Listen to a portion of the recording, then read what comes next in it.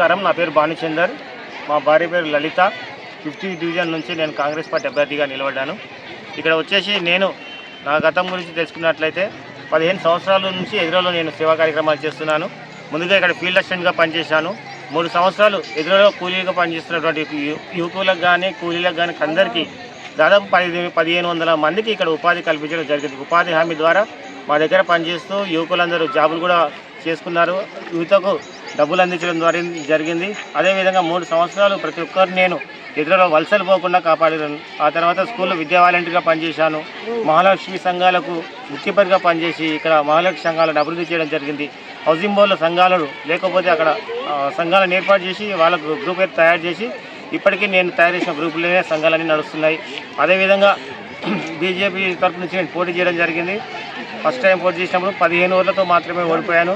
ఆ తర్వాత రెండోసారి కూడా నేను మళ్ళీ పోటీ చేయడం జరిగింది. ఎందుకంటే ఓడిపోయానని నిరాశ చెందకుండా క్రమంగా నేను కంటిన్యూగా ప్రజల మధ్యనే ఉంటూ ప్రజలకు క్షేమాలు తెలుసుకుంటూ వారికి ఆర్థికంగా కానీ వాళ్ళకి ఎల్లవేళలా సహాయం చేస్తూ ఊరి మధ్యలో ఉన్నాను. అదే ప్రోత్సాహంతో రెండోసారి పోటీ చేసినా కూడా ఊరి ప్రజలందరూ నన్ను దీవించరు. కానీ అదృష్టం బాలేకనో ఎట్లనో 60 ఓట్లతో ఓడిపోవడం జరిగింది. అయినా పట్టు వదలకుండా నేను ఖచ్చితంగా ఊరి మధ్యలోనే ఉంటూ నేను ఖచ్చితంగా ఊరికి సేవ చేస్తూ ఈసారి చివరి ప్రయత్నంగా మళ్ళీ నేను ప్రయత్నం చేశాను. ఈ దాంట్లో భాగంగా ఊరి కాంగ్రెస్ పార్టీ కార్యకర్తలు అధ్యక్షులు అందరూ కలిసి నాకు కాంగ్రెస్ పార్టీ టికెట్ ఇప్పించడం జరిగింది. అదేవిధంగా ఎన్నమన్న గారు కూడా నేను పార్టీలో కలుపుకొని ఈరోజు నాకు టికెట్ ఇచ్చి నాపై పెద్ద బాధ్యత పెట్టారు. అన్నగారికి ముఖ్యంగా పదాభివందనాలు. నాపై ఉంచిన గౌరవాన్ని నాపై ఉంచిన బాధ్యతను నేను ఖచ్చితంగా విజయంతో తిరిగి అన్నకు గిఫ్ట్గా నేను ఎదురనిస్తానని కోరుకుంటున్నాను. ముఖ్యంగా ఈ యొక్క కార్యక్రమంలో నాకు సహకరించినటువంటి కాంగ్రెస్ నాయకులకు అందరికీ నేను కోరుకుంటున్నాను. మీరందరూ నన్ను గెలిపించుకొని కాంగ్రెస్ పార్టీకి నేను మంచి మెజార్టీతో అన్ని యనమన దగ్గర తీసుకోవాలని కోరుకుంటున్నాను. అదేవిధంగా ఇదే కాకుండా గతంలో నేను చేసిన పనులు విద్యా వాలంటీర్గా పనిచేస్తూ సేవ చేశాను. అదేవిధంగా స్కూల్లో పిల్లలకు వాటర్ ఫెసిలిటీ లేకపోతే ₹1,00,000 రూపాయలు ఖర్చు పెట్టి వాటర్ ప్లాంట్ ఏర్పాటు చేసి స్వచ్ఛమైన నీరు అందిస్తున్నాను. మా ఊళ్ళో చలివేంద్రం ఎండాకాలం చాలా విపరీతమైన ఎండలు ఉంటాయి. 3 సంవత్సరాల నుంచి చలివేంద్రం ఏర్పాటు చేసి స్వచ్ఛమైన నీళ్లు చల్లటి నీళ్లు అందిస్తున్నాను. ఈ విధంగా చెప్పుకుంటూ పోతే బీద కుటుంబాలు మరణించినట్లయితే వాళ్ళ కుటుంబానికి కూడా 5,000 నా వంతు సాయంగా అందజేయడం జరిగింది. ముసలిలకు కుర్చీలు ఊరు మధ్యలో చెట్ల కింద కుర్చీలు వేసి ఎండాకాలం సేద చేయడానికి కుర్చీలు కూడా ఏర్పడడం జరిగింది. మిత్రులారా నేను చేసిన ఇవన్నీ పథకాలు కార్యక్రమాలన్నీ చూసి కూడా జనాలు నాపై స్పందనతో ఈసారి బాను నువ్వు గెలుస్తావని నన్ను దీవిస్తున్నారు. కాబట్టి మీకు అందరికీ నేను ఈ మీడియా తరఫు నుంచి తెలియజేస్తున్నా, ఆశామాషి అందరి మాటలు నమ్మకండి. ఖచ్చితంగా నా వంతు మహిళలు అందరూ ఉన్నారు. మీ అందరి ఆదరణతోటి నేను నిలబడుతున్నాం. పెద్ద మనసు తీసుకొని నన్ను ఈసారి గెలిపించి భారీ మెజారిటీతో గెలిపించి నన్ను కాంగ్రెస్ పార్టీ నుంచి గెలిపించగలరని కోరుకుంటున్నాను. Thank you. ఇప్పుడు మీరు ఇన్ని సేవా కార్యక్రమాలు చేసినామని మీరు అంటున్నారు కదా, ఒకవేళ గ్రామస్తులు అంతా మిమ్మల్ని గెలిపించిన తర్వాత మీరు ఇంకా ఏం చేయాలనుకుంటున్నారు మీ గ్రామానికి? ఇన్ని కార్యక్రమాలు నన్ను గ్రామ ప్రజలందరూ గెలిపించిన తర్వాత ముఖ్యంగా నేను ఇక్కడ విద్యకు ప్రాధాన్యత ఇస్తాను. మా దగ్గర ఇంటర్మీడియట్ నుంచి పీజీ వరకు చదువుకున్న పిల్లలు చాలామంది ఉన్నారు.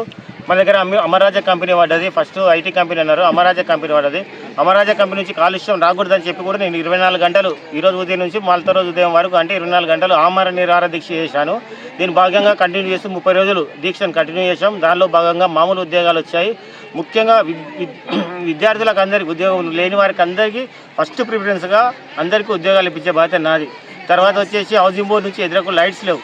వచ్చేటప్పుడు పోయేటప్పుడు చాలా ఇబ్బంది పడుతున్నారు. బీహారీలు వేరే రాష్ట్రాలు అందరూ ఇక్కడ పనిచేయడానికి వస్తున్నారు. కాబట్టి లైట్స్ ఖచ్చితంగా ఊళ్ళో హౌసింగ్ బోర్డులో లైట్స్ ఏర్పాటు చేయడం, అదేవిధంగా సీసీ రోడ్లు, డ్రైనేజ్ వ్యవస్థ ఇవి ఖచ్చితంగా చూడడం.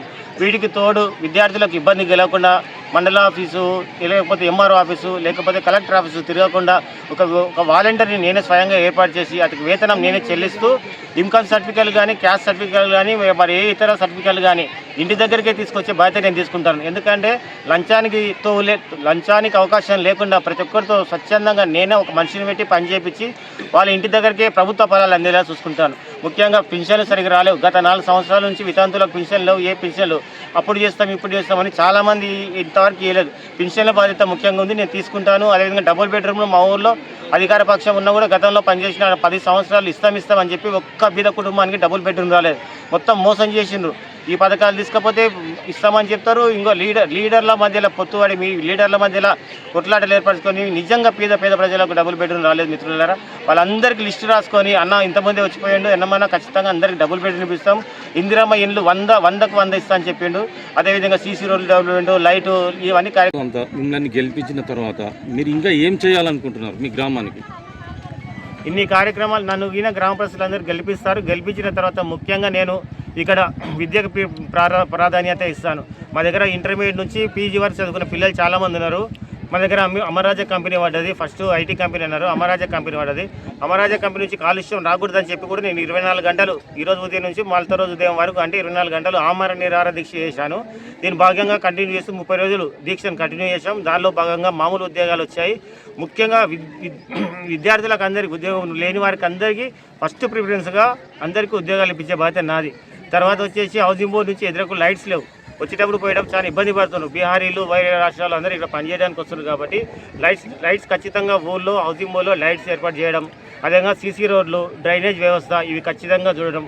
వీటికి తోడు విద్యార్థులకు ఇబ్బంది కలగకుండా మండల ఆఫీసు, లేకపోతే ఎంఆర్ఓ ఆఫీసు, లేకపోతే కలెక్టర్ ఆఫీసు తిరగకుండా ఒక వాలంటీర్ని నేనే స్వయంగా ఏర్పాటు చేసి అతనికి వేతనం నేనే చెల్లిస్తూ ఇన్కమ్ సర్టిఫికేట్లు కానీ, క్యాస్ట్ సర్టిఫికేట్లు కానీ, మరి ఏ ఇతర సర్టిఫికేట్లు కానీ ఇంటి దగ్గరికే తీసుకొచ్చే బాధ్యత నేను తీసుకుంటాను. ఎందుకంటే లంచానికి అవకాశం లేకుండా ప్రతి ఒక్కరితో స్వచ్ఛందంగా నేనే ఒక మనిషిని పెట్టి పని చేయించి వాళ్ళ ఇంటి దగ్గరికే ప్రభుత్వ ఫలాలు అందేలా చూసుకుంటాను. ముఖ్యంగా పింఛన్లు సరిగ్గా రాలేవు. గత 4 సంవత్సరాల నుంచి వితంతులకు పింఛన్లు లేవు. ఏ పింఛన్లు అప్పుడు చేస్తాం ఇప్పుడు చేస్తామని చాలామంది ఇంతవరకు చేయలేదు. పింఛన్ల బాధ్యత ముఖ్యంగా ఉంది, నేను తీసుకుంటాను. అదేవిధంగా డబుల్ బెడ్రూమ్లు మా ఊళ్ళో అధికార పక్షం ఉన్నా కూడా గతంలో పనిచేసిన 10 సంవత్సరాలు ఇస్తామని చెప్పి ఒక్క బీద కుటుంబానికి డబుల్ బెడ్రూమ్ రాలేదు. మొత్తం మోసం చేసిండ్రు. ఈ పథకాలు తీసుకపోతే ఇస్తామని చెప్తారు. ఇంకో లీడర్ల మధ్యలో పొత్తువాడి మీ లీడర్ల మధ్యలో కొట్లాటలు ఏర్పరచుకొని నిజంగా పేద ప్రజలకు డబుల్ బెడ్రూమ్ రాలేదు మిత్రులారా. వాళ్ళందరికీ లిస్టు రాసుకొని అన్న ఇంతమంది వచ్చిపోయిండు, ఎన్నమన్నా ఖచ్చితంగా అందరికీ డబుల్ బెడ్రూమ్ ఇస్తాం, ఇందిరమ్మ ఇండ్లు 100కు 100 ఇస్తా అని చెప్పిండు. అదేవిధంగా సీసీ రోడ్లు డెవలప్మెంట్, లైటు ఇవన్నీ కార్యక్రమాలు చేసుకుంటాం. దీంతోపాటు మా ట్యాంక్ బండ్ లాగా మా ఊరజేరు కట్ట ఉంది, అవతల స్కూల్ ఉంది, ఇవతల నుంచి చిన్నపిల్లలు పోతారు కాబట్టి ట్యాంక్ బండ్ లాగా ఊరజేరు కట్టని డెవలప్మెంట్ చేసుకుంటాం. 2 సైడ్ డెవలప్మెంట్, సాయంకాలం పూట ప్రజలు వాకింగ్ చేయడానికి, అట్మాస్ఫియర్ మంచిగా ఉండడానికి ఆ విధంగా నేను కృషి చేస్తాను. అదేవిధంగా వృద్ధులకు వృద్ధాశ్రమం ఏర్పాటు చేసుకొని ఇక్కడ కార్యక్రమంలో వృద్ధులు కానీ మహిళలు కానీ, మహిళా భద్రత ముఖ్యం. ఇప్పుడు పరిస్థితులు బాగాలేవు. 5 సంవత్సరాల నుంచి వృద్ధాప్యం ఉన్న మహిళలకు అందరికీ నేను భరోసా ఇస్తున్నా. ఖచ్చితంగా వారికి నేను భద్రత కల్పిస్తాను. దీంతోపాటు కామన్గా ఉన్నటువంటి సమస్యలు హౌసింగ్ బోర్డులో కూడా సీసీ రోడ్లు కూడా అస్సలు లేవు. కింది స్థాయి మొత్తం మిడిచిపెట్టారు. హౌసింగ్ బోర్డులో సీసీ రోడ్లు, వాటర్ ఫెసిలిటీ సరిగ్గా లేదు. అవన్నీ నేను ముందుకుండి నడిపిస్తానని చెప్తున్నాను. మిగతా అంతా డెవలప్ అయింది. మా సైడ్ వచ్చిన హౌసింగ్ బోర్డు మాత్రం బాగాలేదు. కాబట్టి బీసీ కాలనీ, దాంతోపాటు బీసీ కాలనీ దేవాలయం డెవలప్మెంట్ కార్యక్రమం చాలా ఇంపార్టెంట్ ఉంది. వాళ్ళందరూ నా మీద బాధ్యత పెట్టిండ్రు. నేను గెలిచిన 5 నెలలు కాకముందే దానికి ఏ విధంగా చేయాలి ఎస్టిమేషన్ చేసుకుని పని చేస్తాను.